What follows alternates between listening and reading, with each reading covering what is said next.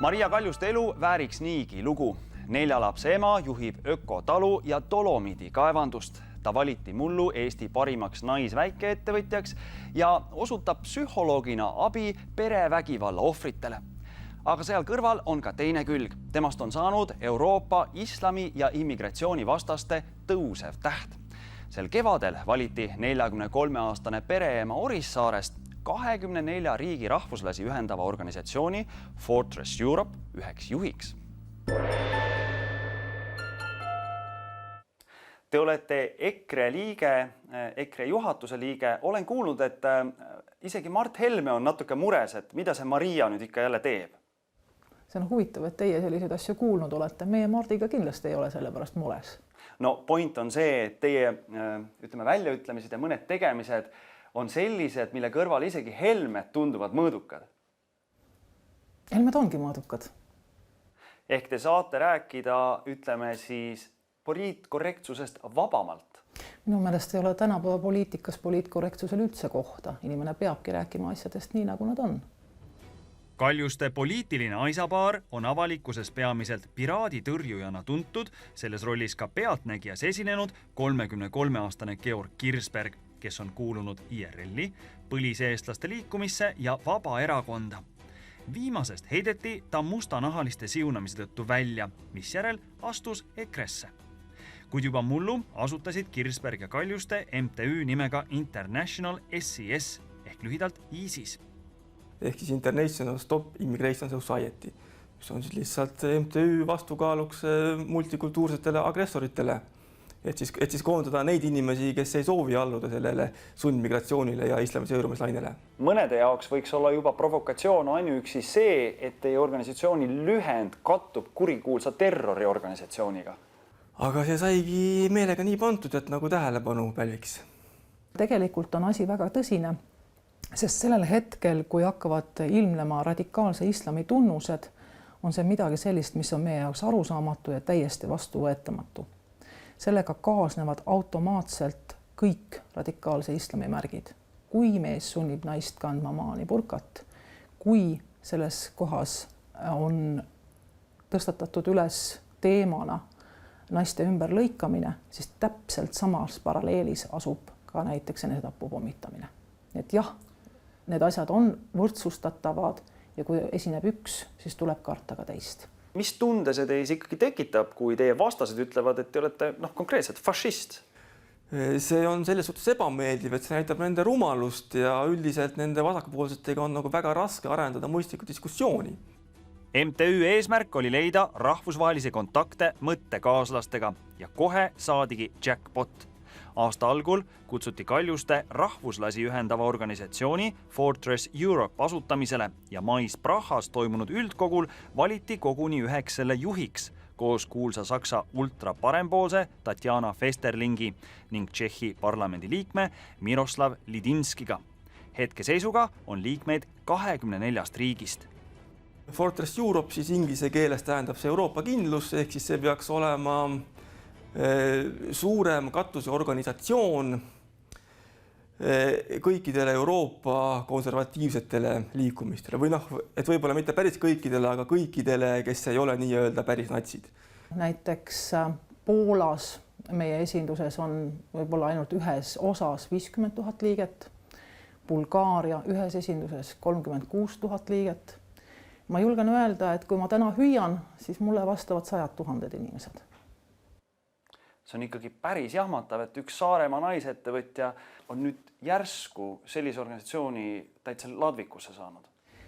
No ma ei ole küsinud ennast sinna ladvikusse, mind on sinna valitud ja kutsutud, aga see kes või kas üks inimene, minu arvates ei ole sellel mitte mingisugust tähendust selles mõttes. Sellises filmis nagu Die Hard oli selle jaoks, et restorani ja hotelli vallutada ja võidelda vaja nüüd ühte meest, Bruce Willist. Te võrdlete ennast Bruce Willisega siis? No kui juba niimoodi irooniaga öelda, siis absoluutselt, miks mitte? Siin on nüüd selle Fortress Europe'i selline deklaratsioon. Te ütlete siin näiteks, et 1000-aastane lääne tsivilisatsiooni saatus on ohus, poliitiline eliit on meid petnud, me ei loovuta Euroopat oma vaenlastele ja isegi, et oleme võib-olla valmis oma elu kaalule panema. päris kõva tekst ikkagi. Mis siin nagu siis sellist alarmeerivat või radikaalset on, see on ju tänapäeva tõde. Meil ongi väga keerulised ajad. Meil ongi väga pikas perspektiivis tajutav väga suur oht, mis muudab meie kultuurilisi arusaamisi, meie igapäeva eksistentsi. Need on sellised asjad, millele tuleb tähelepanu pöörata. Mulle ei meeldiks sõdida, aga ma arvan, et täna ma peaksin valmistuma seda mõtet või selle mõttega arvestama, et minu lapsed ei peaks seda tegema. Fortress Europe tõlkes tähendab Euroopa kindlust. Põhimõtteliselt. Kas me räägime sellest, et te tahaksid ikkagi müürid ümber Euroopa ehitada? Absoluutselt mitte. Mina isiklikult näiteks isegi ei arva, et Euroopa Liit on mingi paha asi, millest peaks hirmsasti välja astuma. Mul on kurb, et Euroopa Liit ei ole selline riikide liit, kus riigid saaksid säilitada oma omapära ja iseseisvuse sellisel moel, nagu meile seda alguses lubati. Täna jah, ma näen, et see koloss laguneb niikuinii, kahjuks. Ta ei hakka toimima nii, nagu ta alguses oli loodetud ja lubatud ja ma tahaksin, et lagunedes ta ei hävitaks olemasolevaid asju.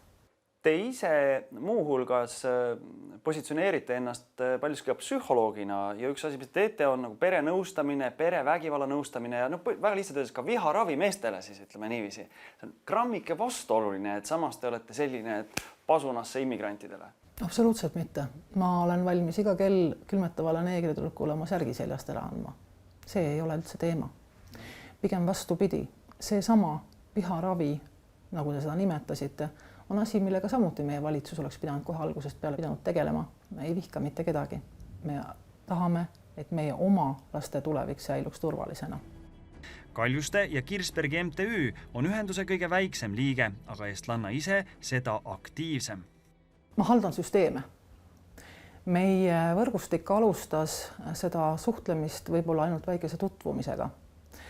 Täna oleme suutnud komplekteerida näiteks kõikide nende maade pressiesindused konservatiivsel tasandil. Meie kasutuses on rohkem kui 60 erinevat infokanalit. Meie süsteemis on rohkesti selliseid koolitajaid, kes on võimelised kiiresti reageerima. On selliseid inimesi, kes on võimelised tegema videotöötlust, kutsuma kiiresti rahva hulkasid välja, ühendama erinevate maade inimesi. See on omamoodi valmistumine ja see on süsteemi haldus.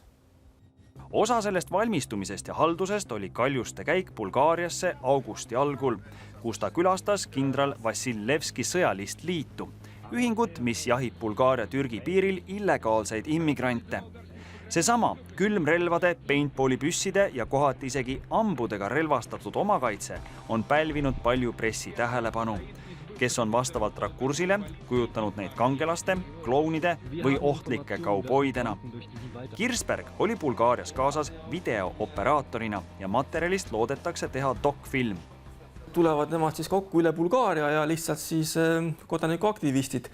Aga peale selle oli juba ka muid rahvusi. Üks tore kodanikuaktivist. Tore kodanikuaktivist, jah. Aga nagu, et juba oli seal kohal ka muid rahvusi, nagu sakslased ja pidavad olema ka paar venelast.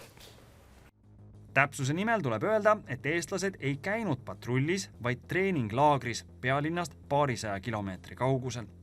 Muuhulgas on sealt meeldejääv fotojäädvustus, kus valdavalt mustades maskides seltskond poseerib koos aukülalisega Eestist. Kaljustel on seljas Bulgaaria organisatsiooni vorm.